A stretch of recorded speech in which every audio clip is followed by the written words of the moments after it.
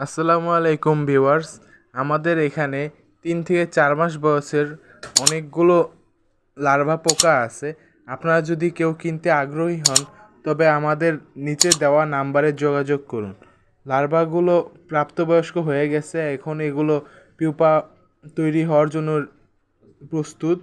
আপনারা যদি এগুলো নিতে চান আমাদের সাথে কন্ট্যাক্ট করুন।